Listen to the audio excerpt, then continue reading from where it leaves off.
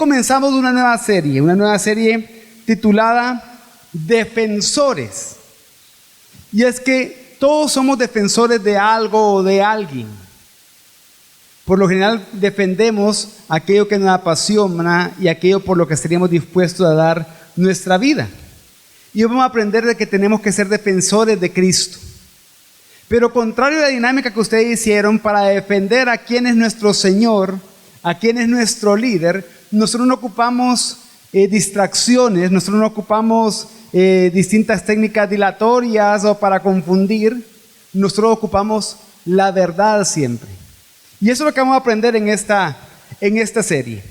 Y si ustedes se recuerdan, la semana pasada, después de la predicación, ustedes conversaron en las mesas para dar respuesta a algunas preguntas que tenían que ver acerca del sufrimiento, de por qué los cristianos sufrimos, de por qué un Dios bueno permite cosas malas. Incluso el domingo pasado en la predicación de la serie La vida bajo el sol, Pastor Javier predicó de Eclesiastés capítulo 8 y respondió a otra pregunta relacionada con de la que ustedes conversaron el viernes pasado, y es: ¿qué podemos hacer los creyentes cuando no podemos hacer nada contra las injusticias que sufrimos en nuestra sociedad?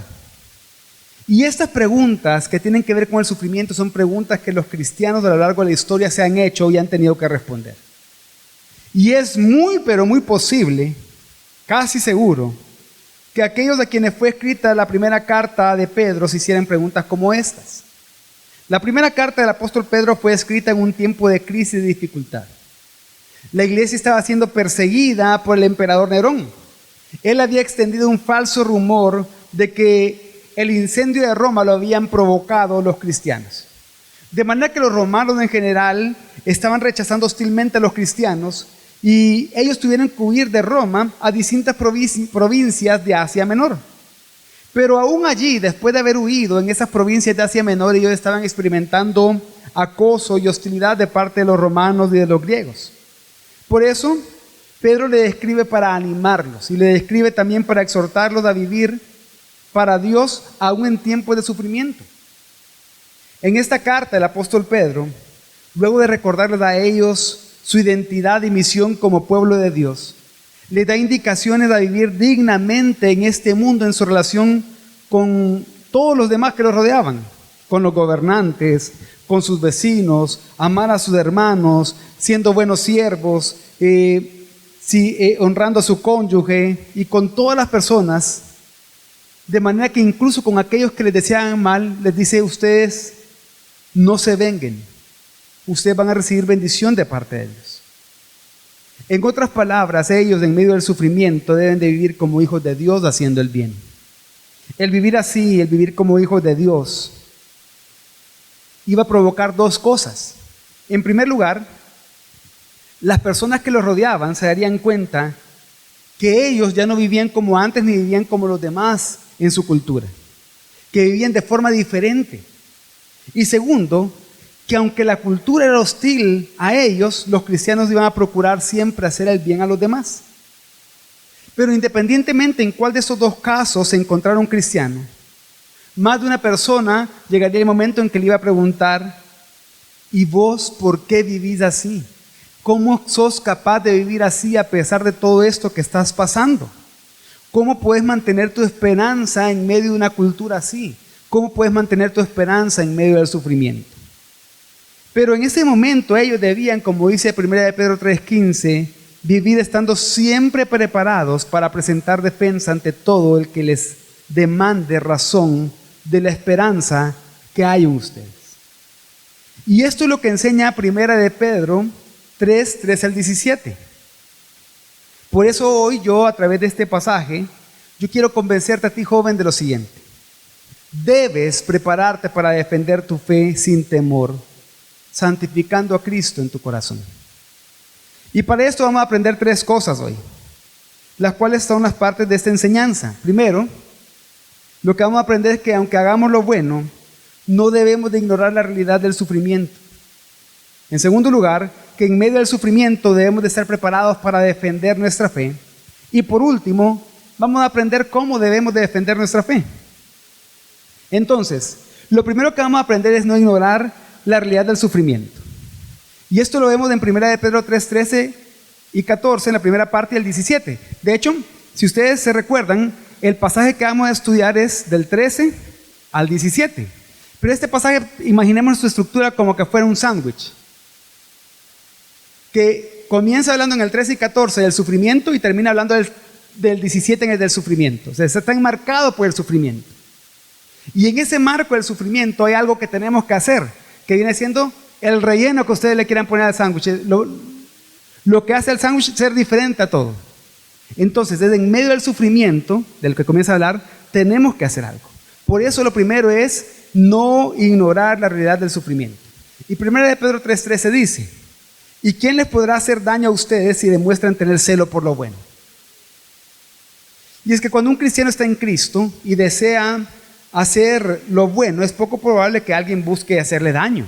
¿Por qué? Porque si alguien muestra bondad a todos, es bien raro que tenga enemigos. Y esto, al final va a ser una especie de protección para esa persona que siempre busca hacer lo bueno y agradar a Dios.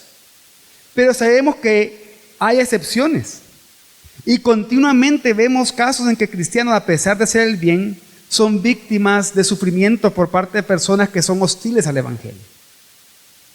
Entonces Pedro les dice: si este es el caso de ustedes, si alguien los quiere dañar a ustedes como cristianos, como hijos de Dios, ustedes deben de confiar en que Dios está con ustedes sustentándolos en medio del dolor, consciente que lo que el enemigo les haga no puede producirles daño eterno. Los puede dañar físicamente, pero nunca va a poder dañar su alma, su espíritu, nunca va a poder dañarlo eternamente. Un comentarista ilustra esta verdad contando que durante la Segunda Guerra Mundial, un joven cristiano de 12 años apenas se rehusó a unirse a cierto movimiento en Europa. Entonces los soldados le dijeron: ¿no sabes que tenemos el poder para matarte? Y el joven respondió con tranquilidad: ¿ustedes no saben que tengo poder para morir por Cristo? Él sabía que nadie podría hacerle daño, como el salmista dijo en el Salmo 118:6, y que seguramente Pedro estaba aludiendo al salmista acá: el Señor está a mi favor, no temeré. ¿Qué puede hacerme el hombre? Pero luego 1 de Pedro 3:14, en su primera parte dice: pero aún si sufren por causa de la justicia, dichosos son. Esto quiere decir que si los cristianos les toca sufrir por hacer lo bueno y por su lealtad a Dios, son bienaventurados, como Cristo mismo dijo en Mateo 5. Pero ¿por qué son bienaventurados? En primer lugar, porque Dios va a usar ese sufrimiento para la gloria de Él. Pero también Él va a hacer que ese sufrimiento que padecemos dé testimonio de Él y bendiga a otros. Y además, Dios ha prometido bendecir y recompensar a los que sufren en su nombre. Y es por eso que este pasaje, que la otra parte que cierra el sándwich del pasaje que estamos viendo, la estructura del pasaje del versículo 17, que dice: pues es mejor padecer por hacer el bien, si así es la voluntad de Dios, que por hacer el mal. ¿Qué quiere decir esto? Que si Dios permite que los cristianos sufran en esta vida, al final siempre va a ser para su bienestar espiritual, porque ellos tienen una esperanza más grande. Pero también esto nos enseña que en el juicio final, los que hacen el mal van a sufrir. El cristiano puede sufrir temporalmente en esta tierra, pero no va a sufrir eternamente. Los que hacen el mal en esta tierra pueden ser que no sufran temporalmente, pero sí van a sufrir eternamente.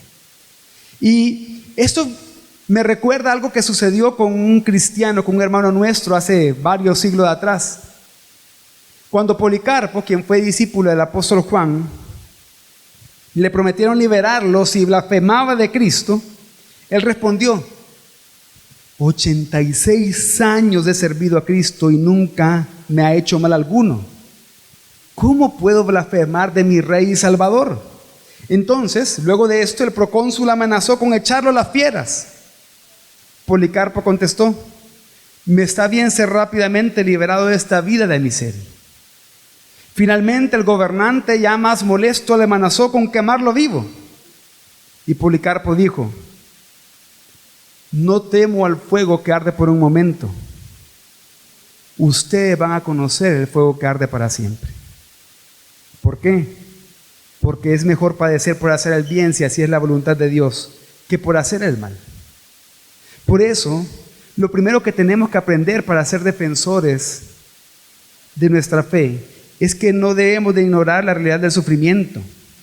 Al contrario, en medio del sufrimiento que podamos llegar a experimentar o no, pero siempre debemos de estar preparados para defender la fe. Y esto lo aprendemos, el estar preparados para defender nuestra fe lo aprendemos en 1 Pedro 3:15, que dice: estando siempre preparados para presentar defensa ante todo el que les demande razón de la esperanza que hay en ustedes. La palabra que se traduce como defensa en este pasaje viene de la palabra griega apología. Esta palabra se usaba tanto para hablar de una defensa formal en una corte por cargos específicos en contra de alguien, así como el apóstol Pablo lo hizo en repetidas ocasiones, y que lo vemos casi al final del libro de Hechos, en el capítulo 22, en el 24, en el 26. Pero también apología se refería a la defensa que una persona hacía de sus puntos de vista y acciones, que es a lo que se refiere este pasaje. En otras palabras, uno defiende el por qué piensa como piensa, defiende por qué cree lo que cree y por qué vive como vive. Es a este tipo de apología, como les dije, es a la que se refiere este pasaje. Pero esta palabra apología viene de la palabra apologética, que yo creo que muchos de ustedes la han escuchado y que la usamos para hablar de la defensa de la fe. Apologética es la defensa racional de la fe cristiana, de su doctrina y de sus prácticas. Por eso, la apologética es una actividad de la mente cristiana que trata de demostrar que es verdad lo que se afirma del mensaje del Evangelio. Un apologista es uno que está preparado para defender el mensaje del Evangelio en contra de la crítica y la distorsión y dar evidencia de su credibilidad. John Frame, un teólogo y apologista bastante prominente, define la apologética tomando las palabras de 1 Pedro 3:15, diciendo que la apologética es la disciplina que enseña a los cristianos a dar una razón para su esperanza, precisamente usando la certeza de la palabra de Dios. Entonces, ¿qué quiero decir con todo esto, jóvenes? Todo esto quiere decir que los cristianos debemos de estar preparados para que en cualquier circunstancia, ya sea formal o informal, en un debate o cuando estén conversando en la U, en su trabajo, mientras están almorzando, mientras están dirigiéndose a un lugar en el carro con alguien, ustedes puedan dar una defensa razonada de la esperanza que hay en ustedes, de la esperanza que hay en nuestro corazón, en el centro de nuestro ser. Y es que tienes que entender esto, que desde el momento mismo de tu nuevo nacimiento y conversión fue puesta en ti una esperanza, y esa esperanza es Cristo mismo y su Evangelio. Esa esperanza es la que ha cambiado tu vida y te hace ver las cosas con una nueva perspectiva, con una nueva cosmovisión. Esa esperanza es la que hace que tú tengas una nueva forma de vivir. ¿Qué quiere decir? Que tu fe y tu esperanza se van a notar en tu vida, se tienen que notar en tu vida. Stephen Martins escribió lo siguiente en su libro de Apologética: claramente esta esperanza es lo que suscita preguntas de otros. Esta esperanza es lo que se expresa y se manifiesta en la vida del cristiano. Esta esperanza es lo que distingue al cristiano del hombre natural, no regenerado. Está relacionado con Cristo, está relacionado con la confesión del cristiano, está relacionado con el corazón y el cambio de vida. Por eso es que es completamente normal que alguien que te conocía a ti antes, que fueras cristiano, te pregunte: ¿qué te ha pasado? Antes no pensabas así. Antes no creías eso. ¿Qué ha cambiado en ti? Por ejemplo, les pueden decir: si tú antes no pensabas así de la soltería, sino que vivías de pareja en pareja.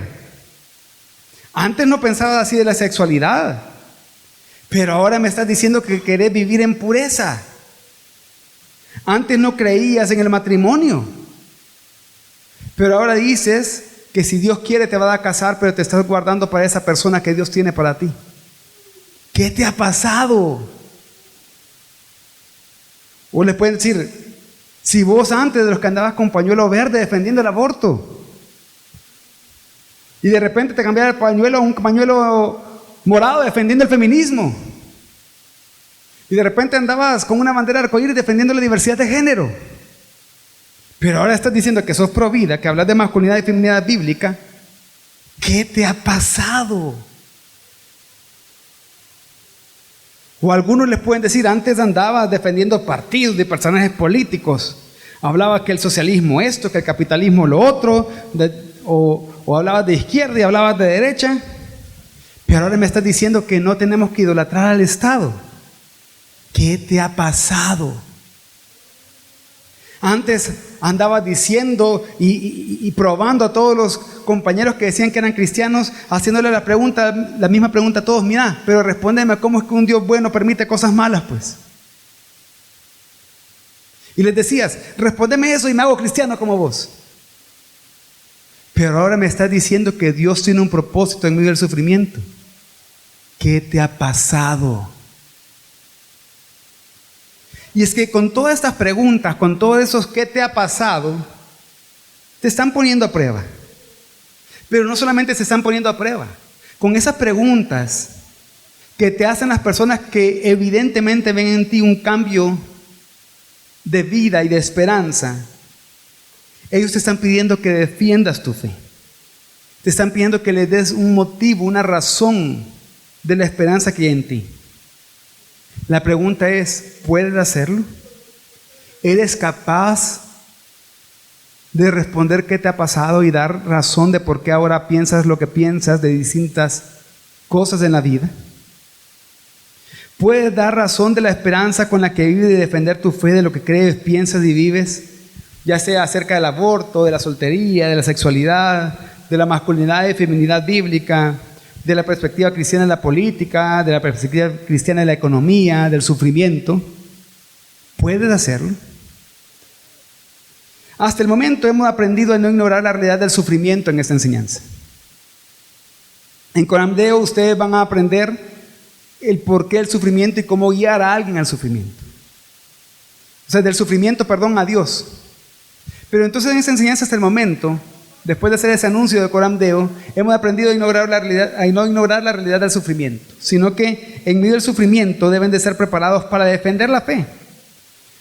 Pero ahora aprenderemos lo tercero que les dije que íbamos a aprender, y es cómo debemos defender nuestra fe.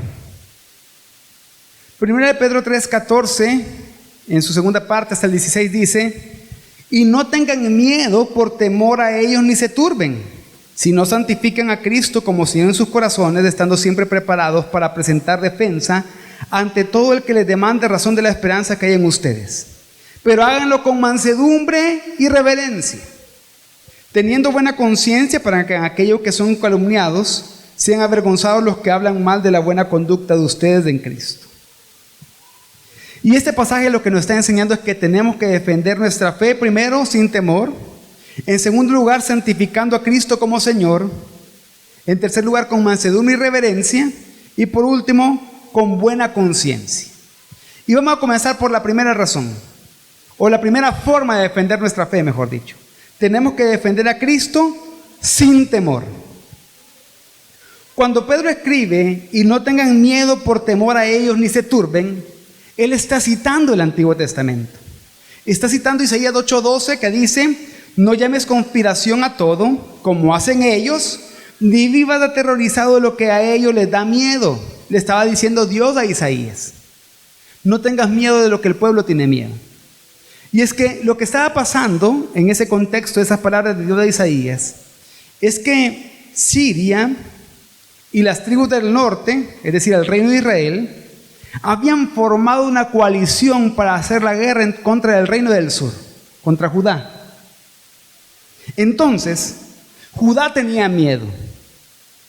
Judá tenía tanto miedo de Siria y del reino del norte que en lugar de confiar en Dios para que los liberara, ellos formaron alianza con un viejo enemigo, con Asiria. Y entonces Isaías prácticamente estaba en medio de todo este conflicto político y bélico. Y Dios le dice a Isaías que él y su familia no deben de temer lo mismo que teme Judá, sino que deben de confiar en Él, en el Señor, y temerle solo a Él.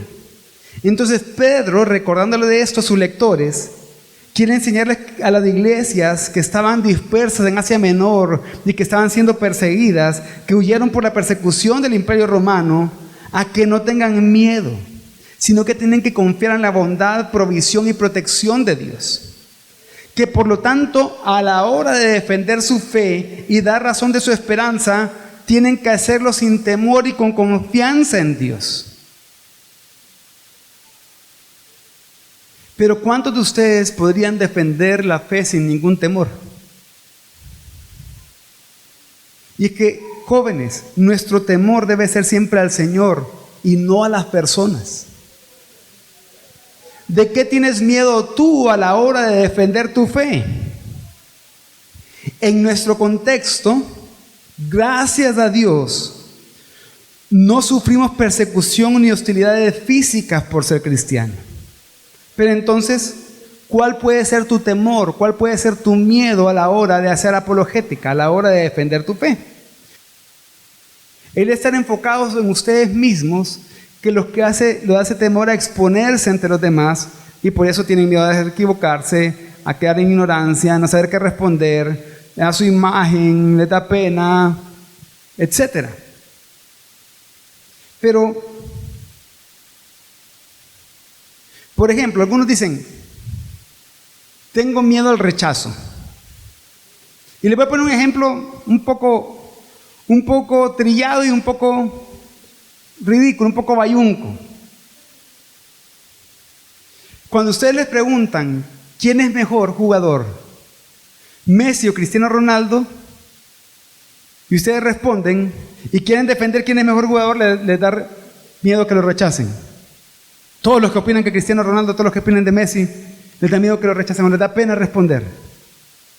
O tienen miedo a equivocarse, quizás no es Messi, quizás es Ronaldo, quizás no es Cristiano, sino que es Messi. O se quedan como, no sé qué responder. O asumen ignorancia respecto a eso. Quizás no. Pero están defendiendo en ese caso al que ustedes piensan que es el mejor jugador según su criterio.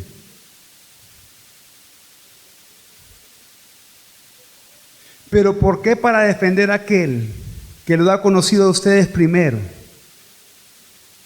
y que ustedes afirman conocer por medio del Evangelio? Aquel que ha dado su vida por ustedes, tienen miedo al rechazo, a que les dé pena, a equivocarse, a cómo va a quedar su imagen, etc. Y es que, independientemente de cuál sea tu miedo, de cuál sea tu temor que te impida dar razón de tu esperanza, debes de saber que si no estás defendiendo tu fe en Jesucristo por temor al hombre, estás dejando de temer a Dios. Un comentarista dijo que si tememos demasiado a los hombres es porque tememos tan poco a Dios. Puede que no quieras defender tu fe para no tener que enfrentarte a las personas, pero recuerda que va a llegar el día en que te vas a tener que enfrentar a Dios y dar cuenta delante de Él por no defender tu fe. Vas a tener que hacerlo, porque todos vamos a tener que darle cuentas a Él. Por eso, joven, debes de defender tu fe. ¿Pero por qué debes de defender tu fe? Porque puedes defender tu fe. Ya estás capacitado para hacerlo por la obra de Cristo a través del Espíritu Santo en tu vida. Ya hay cosas de tu fe que ya puedes comenzar a defender. Hay cosas que todavía no, y por eso es que te estamos insistiendo desde hace semanas que vengas a Corandeo el 5 y 6 de agosto, porque ahí te va a capacitar en esas áreas que tú piensas que está flaqueando más.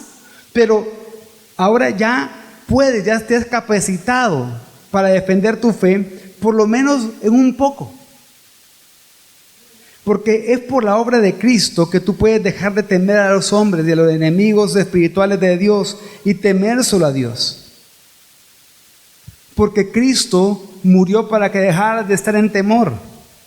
Jesús, el Hijo de Dios, se hizo hombre, como dice Hebreos 2, 14 y 15, para anular mediante la muerte el poder de aquel que tenía el poder de la muerte, es decir, el diablo.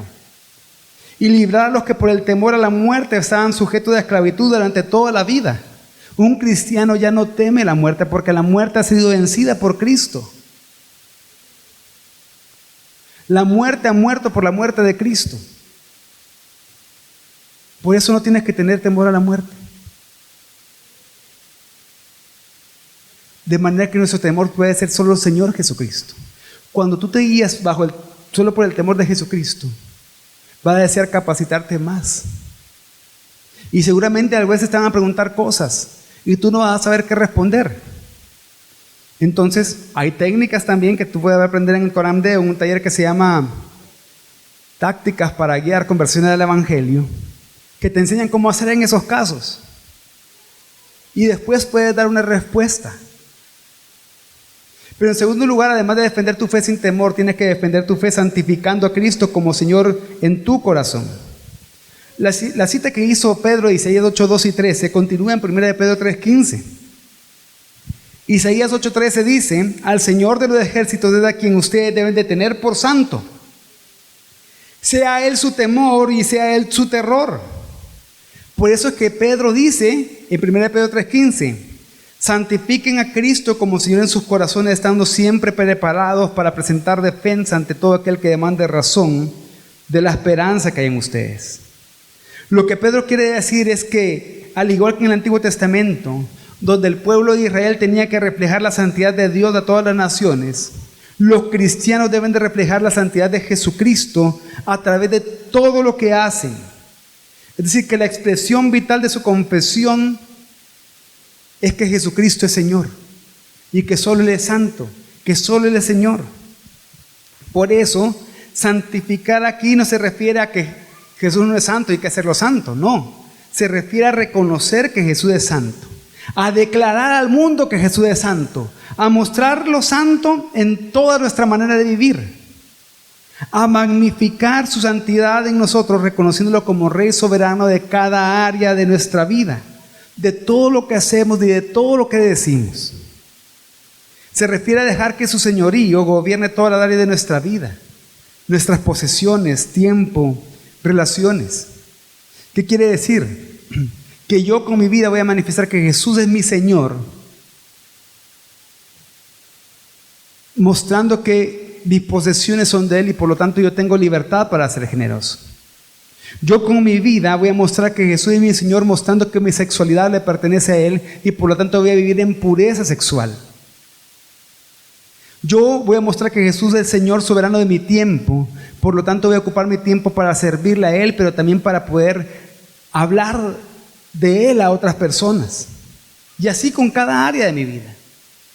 Y entonces, ¿qué aprendemos con esto?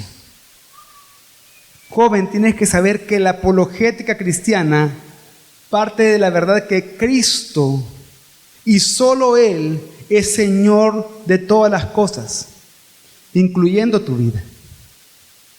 Esto es muy importante porque muchas veces defendemos la fe doctrinalmente, teológicamente, pero no estamos mostrando al Señor como santo y soberano sobre nuestra vida.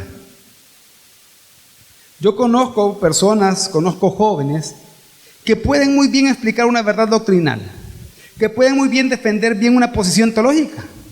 Quizás algunos de ellos fueron los que respondieron que sí en la pregunta primera que hicimos. Pero solo responder una verdad doctrinal o explicar una verdad doctrinal o un punto teológico, con eso no quiere decir que estás dando razón de la esperanza que hay en ti. ¿Por qué? Porque si no estás viviendo santificando a Cristo como Señor en tu vida, tú no estás haciendo apologética. Tú solo quieres ganar un debate o mostrar cuánto sabes. Porque no lo estás haciendo para el Señor, porque el Señor no es soberano sobre ti, por lo menos no estás mostrando eso en tu vida. Quizás lo estás haciendo porque estás capacitado para hacerlo. Pero tu motivación no es hacer del Señor, mostrar santo al Señor sobre todas las cosas. Por ejemplo, Hay jóvenes que pueden explicar algo a sus amigos de la U acerca del creacionismo, por ejemplo, de que Dios creó todas las cosas en 6 días y pueden comenzar a explicarles con un montón de detalles. Pero los siguientes minutos están hablando obscenidades con ellos. ¿Realmente están haciendo apologética? No están presentando a Cristo como Señor en sus vidas. O quieren defender su fe en su hogar, pero son malcriados con sus padres y egoístas con sus hermanos.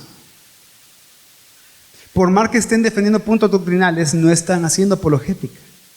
Por eso es que si quieres defender tu fe, debes de vivir como un redimido. Porque solo los redimidos podemos santificar a Cristo en nuestros corazones, porque por su obra Él es soberano sobre nuestras vidas y buscamos hacer su voluntad, vivir para su agrado y para su gloria. Pero también en tercer lugar tenemos que defender nuestra fe con mansedumbre y reverencia. Primera de Pedro 3:15 dice, pero háganlo con mansedumbre y reverencia. ¿Qué quiere decir con mansedumbre y reverencia? O como dice en otras versiones, con gentileza y respeto. No solo quiere decir que tenemos que ser amables y respetuosos a la hora de defender la fe ante los demás. Claro que tenemos que ser amables, claro que tenemos que ser respetuosos. Pero actuar con reverencia y mansedumbre tiene que ver más con nuestra forma de relacionarnos con los demás. Se refiere que a la hora de conversar con otros debemos de recordar la gracia de Dios en nuestra vida. Porque si yo a la hora de defender la fe pienso que soy mejor que el otro, pienso que soy más que el otro, lo que va a pasar es que voy a actuar, se va a notar como que yo me siento superior a los demás. Y eso va a ser posiblemente, muy posiblemente, que yo no sea amable, que les falte el respeto de alguna manera, que los menosprecie. O va a hacer que la amabilidad y el respeto que digo tener sean realmente fingidos, que quizás es peor. Pero cuando recuerdo que no tengo nada por lo que jactarme, que solo me puedo jactar de Cristo como mi Señor, porque todo recibido por gracia, entonces voy a actuar con gracia hacia los demás y dentro de esa gracia voy a ser amable y respetuoso. Cuando recuerdo mi vida antes de Cristo, la corrupción y podredumbre espiritual en la que vivía y que no hice nada para ser salvo, entonces yo no voy a entrar en una conversación de un solo juzgando al otro, sintiéndome mejor moralmente que el otro, sino que porque sé que soy salvo por gracia, entonces voy a mostrar esa gracia del otro y voy a ser gentil y respetuoso con el otro. Si yo no tuve el poder y la inteligencia para salvarme a mí mismo, entonces tengo que con humildad y gracia reconocer que yo no soy capaz de convencer ni salvar a nadie. Que mi única labor como siervo de Dios es presentar fielmente la verdad de la palabra y presentar mis argumentos con amabilidad, confiando en que el Señor va a hacer la obra en esa persona por medio del Espíritu Santo, así como la hizo en mí. Por eso que a la hora de defender la fe, como dice Stephen Martins, necesitamos al Dios triuno de las Escrituras diariamente, cada hora, cada minuto, cada segundo. Cuando comprendemos cuán amplia y profunda es la gracia de Dios, ¿cómo no podemos ser amables con los incrédulos? ¿Cómo podemos no ser gentiles y respetuosos cuando nos perdimos de nosotros mismos? Por eso es que además de hacerlo con mansedumbre y reverencia, por último dice que tenemos que defender nuestra fe con buena conciencia.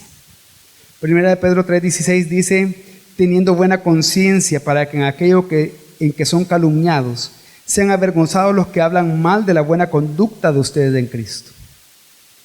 ¿Qué se refiere aquí con buena conciencia? Para hablar que se refiere con buena conciencia, mejor voy a explicarles qué es vivir con mala conciencia. Alguien con mala conciencia va a estar lleno de culpa por su pecado. Le va a pesar su conciencia por la maldad que ha hecho. Y eso va a evitar que pueda defender su fe. Porque se va a sentir indigno y va a decir, ¿cómo es que vengo aquí? Yo sé lo que esta persona me está preguntando, yo sé la respuesta correcta, yo sé cómo puedo responderle y defender mi fe, pero ¿cómo lo voy a hacer si ayer estuve haciendo tal cosa? Si hoy mismo estuve haciendo esto. Entonces esa conciencia lo va a estar acusando, su conciencia lo va a estar acusando de la maldad que ha hecho continuamente.